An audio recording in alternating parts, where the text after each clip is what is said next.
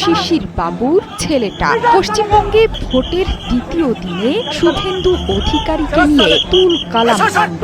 ১৪২ আসনে ভোট হলেও পুরো রাজ্যের নজর ছিল ভবানীপুরে। এই আসনে দিদি তথা পশ্চিমবঙ্গের মুখ্যমন্ত্রী মমতা বন্দ্যোপাধ্যায়ের মুখোমুখি বিজেপি নেতা শুভেন্দু অধিকারী। দিদির নিশ্চিত জয়ের পথ এই ভবানীপুর। এখানে এবার মমতার বিরুদ্ধে লড়ছেন বিজেপি নেতা, কিন্তু ভোটের দিন শুভেন্দুকে তাড়া করে ফিরেছে মমতার তৃণমূল কর্মীরা। পাল্টা ভোটারদের তাড়া করেন বিজেপি নেতাও। দুই পক্ষের মধ্যে ভয়ঙ্কর উত্তেজনা ছড়িয়ে পড়লে ফোন করে পুলিশকে ডেকে আনেন শুভেন্দু অধিকারী।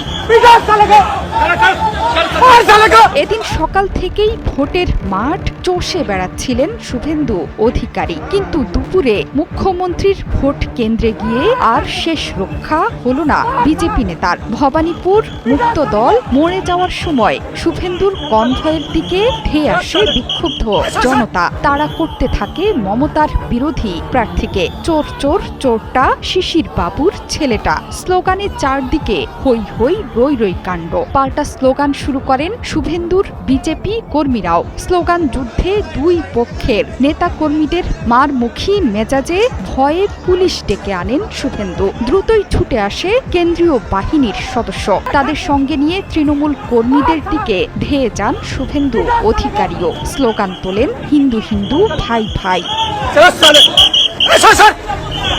যদিও দিন শেষে শুভেন্দুর দাবি ভবানীপুরের ৩৫,০০০ সংখ্যালঘু ভোটারদের মধ্যে ভোট দিয়েছে ২৮,০০০। সে কারণেই যেই ব্যবধানে মুখ্যমন্ত্রী জয়ের আশা করছেন তার অনেকটাই ফিকে। শুধু তাই নয়, ভোটের মাঝপথে শুভেন্দুর সাফ কথা, ভবানীপুরে ৮০% ভোট হলেই জিতবেন তিনি, আর ৯০% হলে বড় সড় ব্যবধানে জিতবে বিজেপি। তবে ৫০% হলে মমতা শুভেন্দুর হাড্ডাহাড্ডি লড়াই। নির্বাচন কমিশন বলছে সন্ধ্যা ৬টা নাগাদ ভবানীপুরে ভোট পড়েছে ৮৬.৮%। মুসলমান বুথগুলোতে ৯৫% করে ভোট। তৃণমূল কংগ্রেসের শীর্ষ নেতৃত্ব বলছে গতবারের মতো এবারও ২/৩ সংখ্যাগরিষ্ঠতা নিয়ে থাকছে ক্ষমতায়। আসন সংখ্যা বেড়ে ২৩০-এ পৌঁছাতে পারে। এমনকি ভোটের পর বিজয়ের চিহ্ন দেখিয়ে হেঁটে বেরিয়েছেন মুখ্যমন্ত্রী মমতা বন্দ্যোপাধ্যায়ও।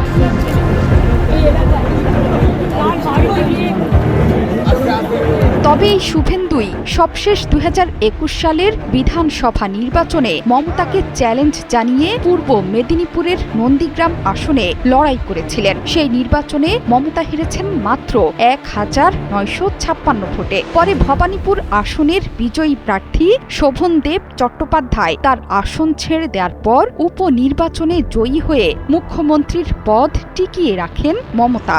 ৩২ লক্ষ নাম উঠেছে ১,২০,০০,০০০ মধ্যে। জোহরা চৌধুরী সেতু, ৭১।